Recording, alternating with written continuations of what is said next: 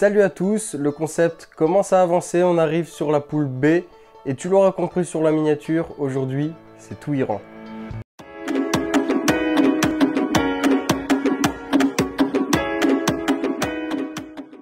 Point historique qui va être assez bref concernant la Team Melli qui signifie sélection nationale parce qu'elle n'a pas connu moult succès, il ne va pas y avoir de quoi s'étaler non plus.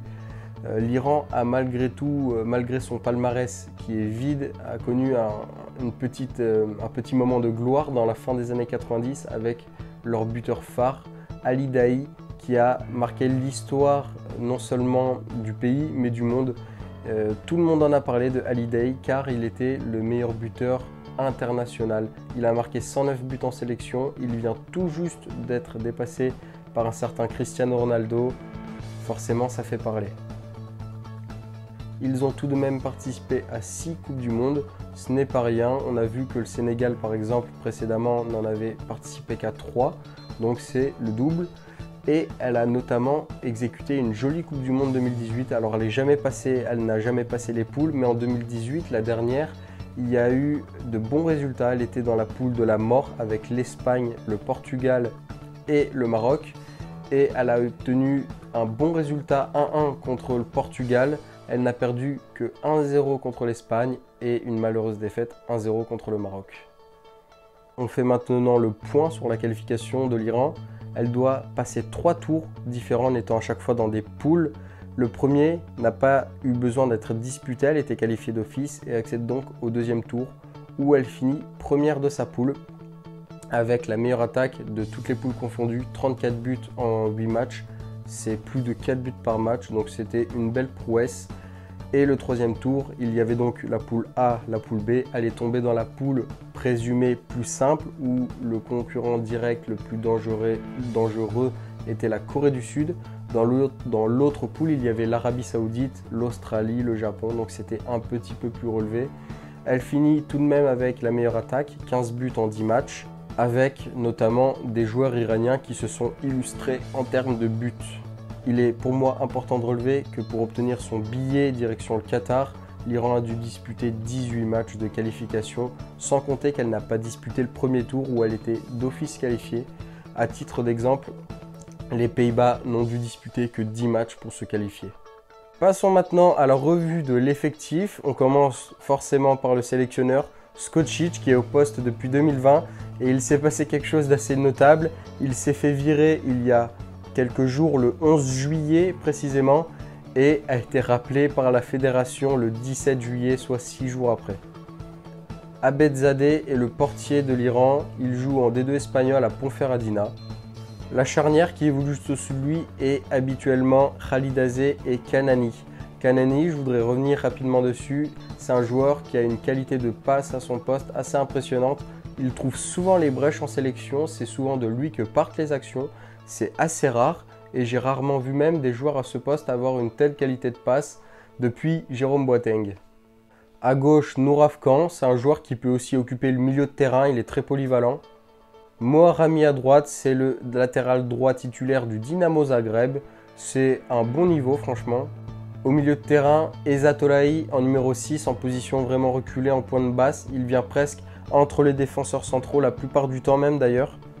Avec juste au-dessus de lui la paire Amiri Nourolahi. A noter qu'on a sur le banc à des postes similaires Golidazé et Ghoddos. Ghoddos qui évolue du côté de Brentford et Golidazé du côté de Charleroi. Ce sont deux bons joueurs, je ne sais pas vraiment pourquoi ils ne jouent pas, ça doit être un souci vraiment d'occupation de poste, de rôle. Ils ont peut-être des rôles un peu plus offensifs. Ghoddos peut évoluer plus en attaque peut-être sur une aile. Et on en vient enfin à l'attaque, je dis enfin parce qu'on a le trio magique de l'Iran, 3 joueurs qui sont médiatiquement assez connus. On commence par le capitaine de la sélection, Jahanbakhsh, je ne sais pas vraiment comment on dit, Jahanbakhsh.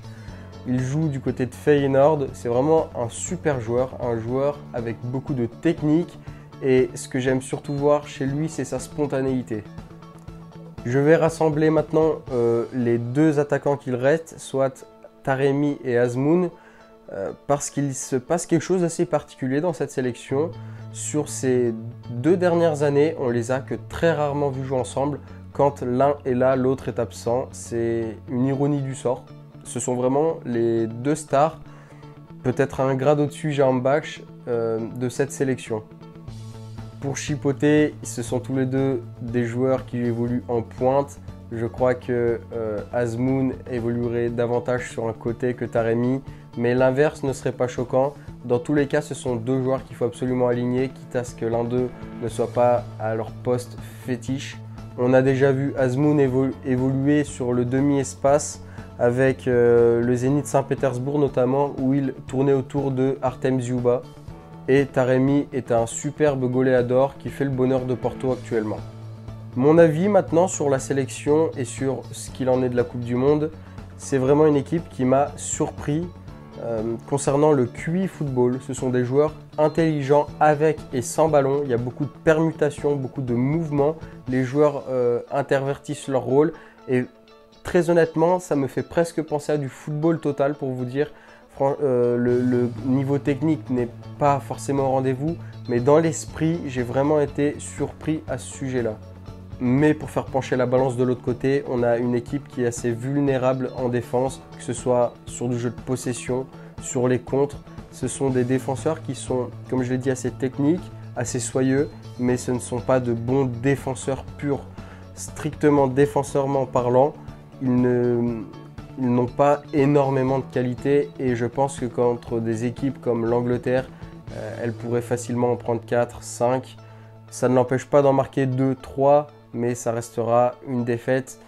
Et des équipes comme le Pays de Galles, voire les États-Unis, sont des nations qui sont sûrement plus complètes.